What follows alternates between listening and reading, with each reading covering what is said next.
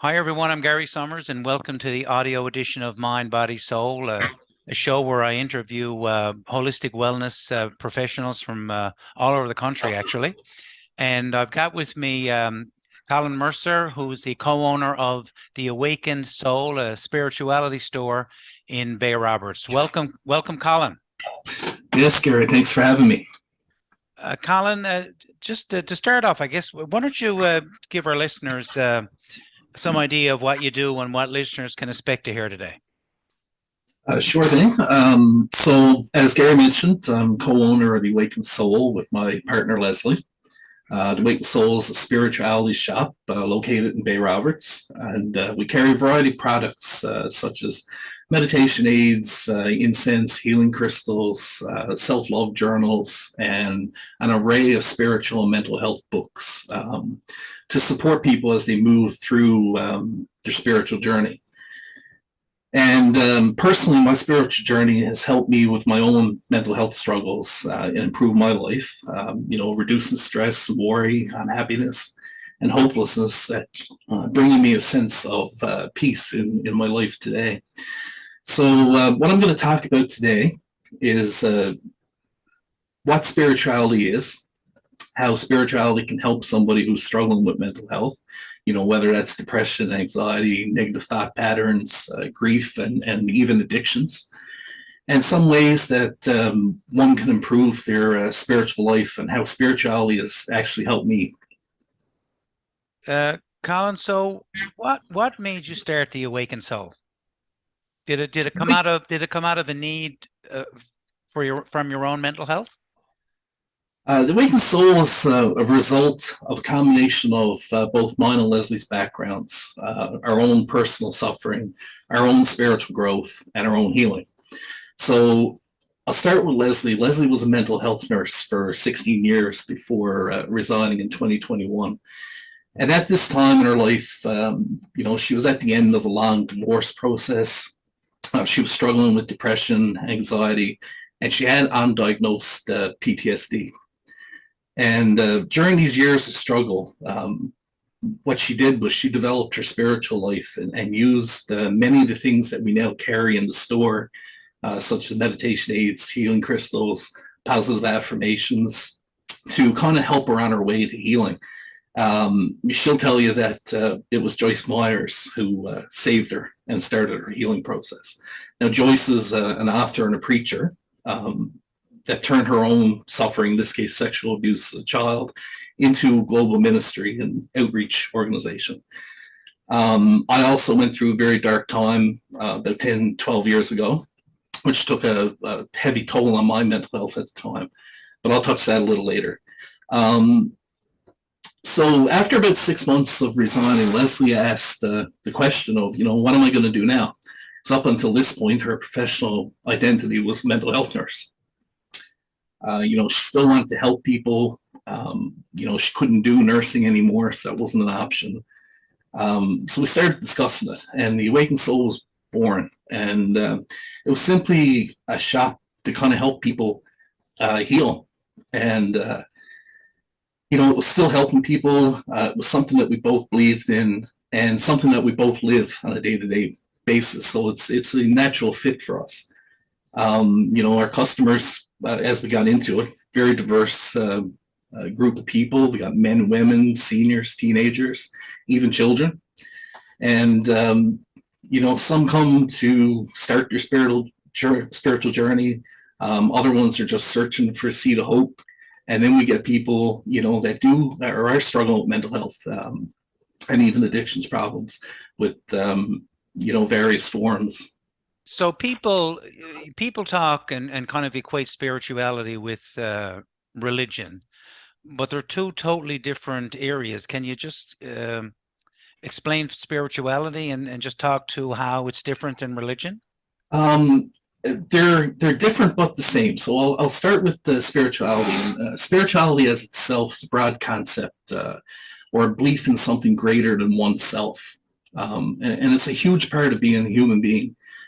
Just for example, the US-based Christian research group Pew, they estimate that 93% of the world's population believe in a higher power. and whether that's God or the divine or gods and different goddesses, the creator, the universe. There's many, many different names that we can put on this. Really depends on the individual and how they connect with their own spirituality. But in general, spirituality begs us to look beyond the self and look for the answers to the deeper questions. And, they might be, what's the meaning of life? What's my purpose? Sure. Why is there suffering in the world? Why do I suffer, or why have I suffered? Mm-hmm. What happens when I die? Is there an afterlife? Where am I going? Right? These questions don't have easy answers. And it reminds me of our road sign now in front of the shop.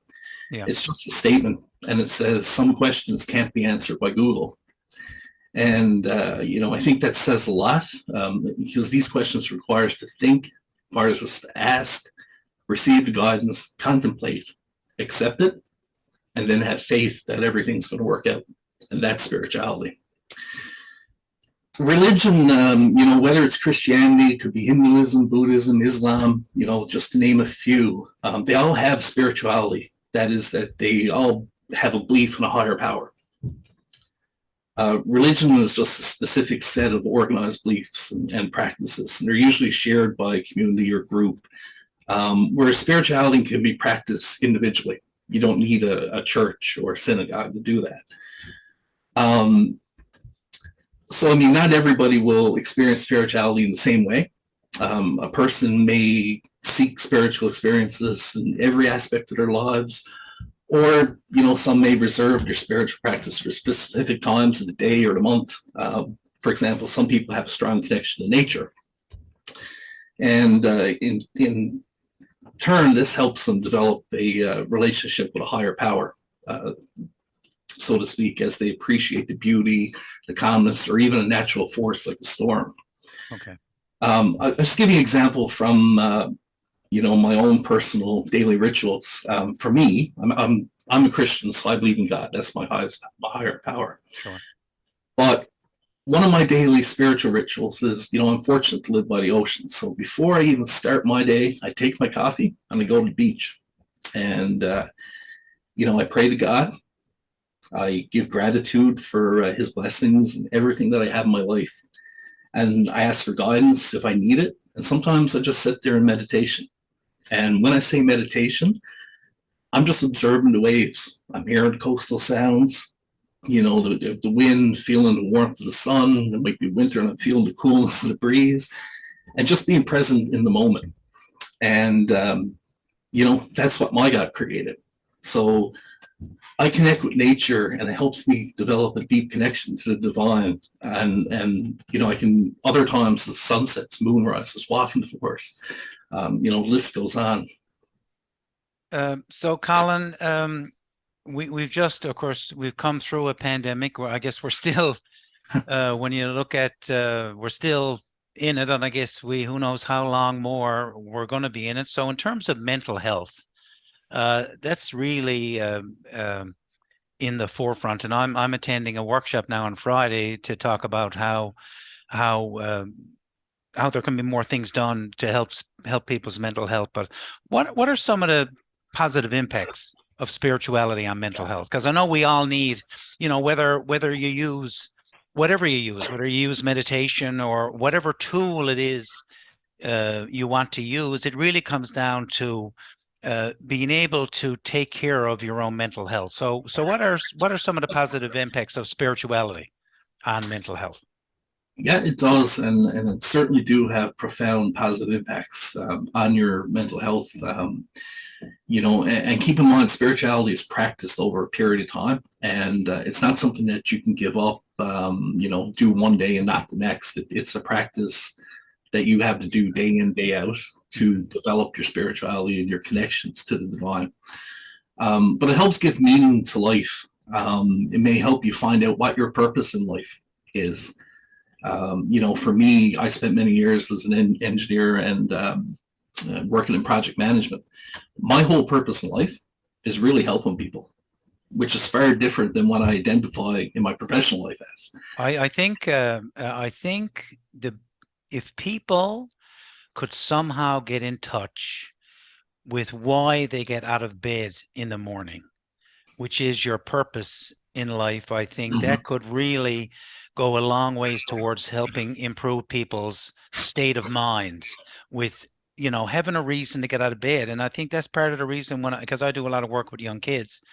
And the kids up in Labrador are no different than the kids down here. They're all the same. We all want the same things in life, but to have a reason, to have a purpose, to have goals, is so critical to go towards a good state and frame of mind. Absolutely, Gary. The other thing people strive for is sometimes it affects their mental health, as if they've suffered in life. And, that could have been with depression, could have been abuse, could have been with addiction, the list goes on. But spirituality helps make sense of that suffering.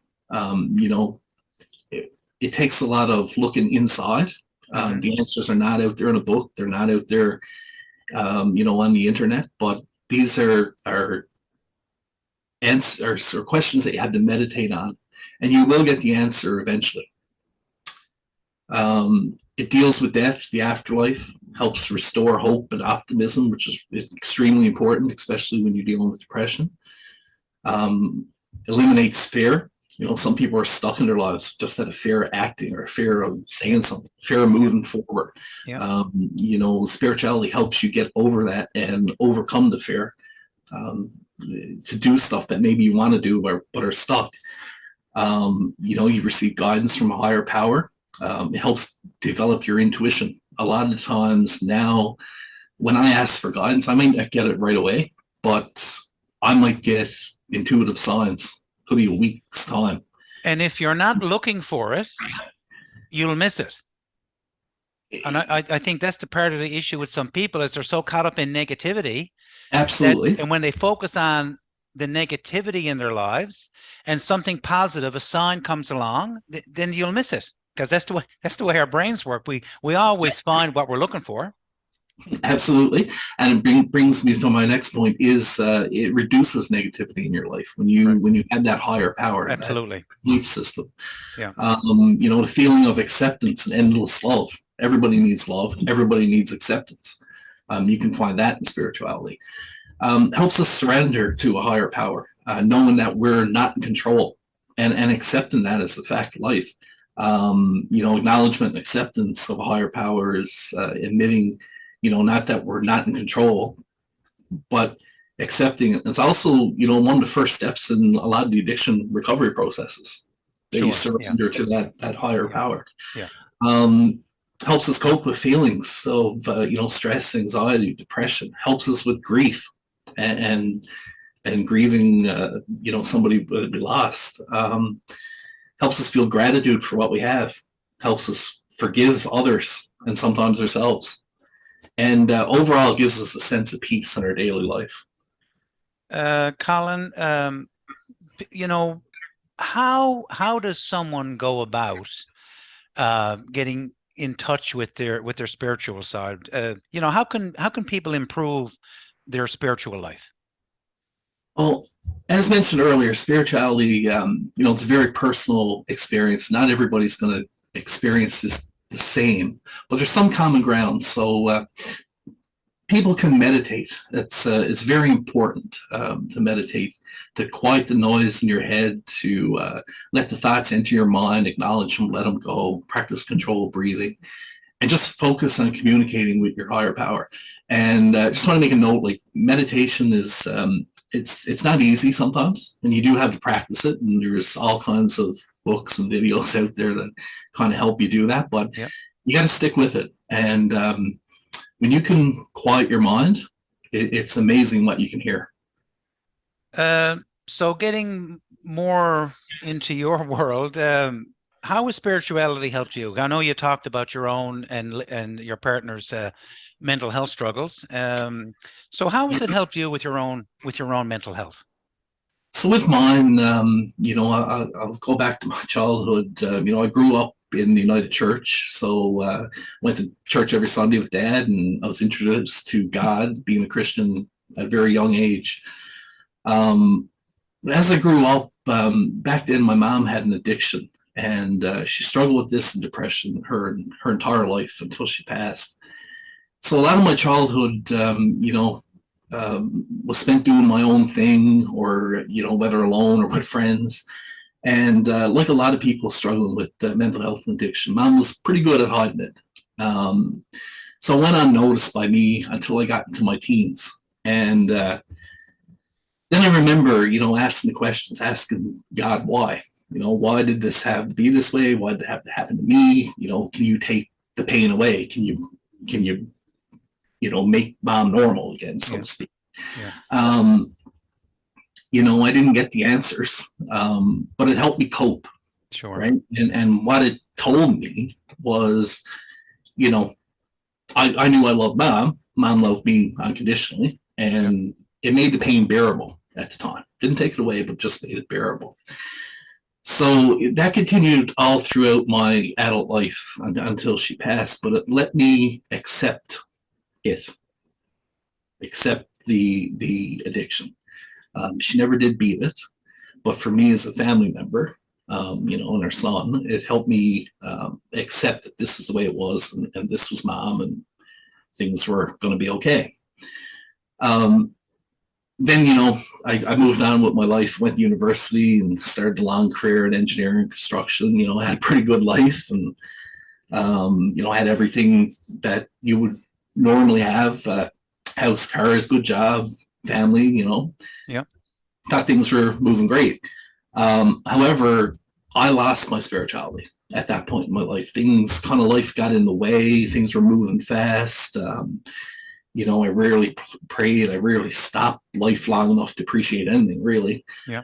And but then all of a sudden, things started kind of coming apart at the seams. I went through a nasty divorce, lost the company that I had, found myself in and out of employment, and at one point I was $20 away from living in a shelter. Yeah. So Yeah. and while in the midst of all this, I lost my dad to cancer. He was 56, and I lost mom to addiction. And at that point in my life, I was truly alone. I had my sister, but I wasn't really talking about my feelings all that much. I was depressed. Yeah. Not only depressed, but I was fearful and unhappy. And I remember contemplating my entire existence.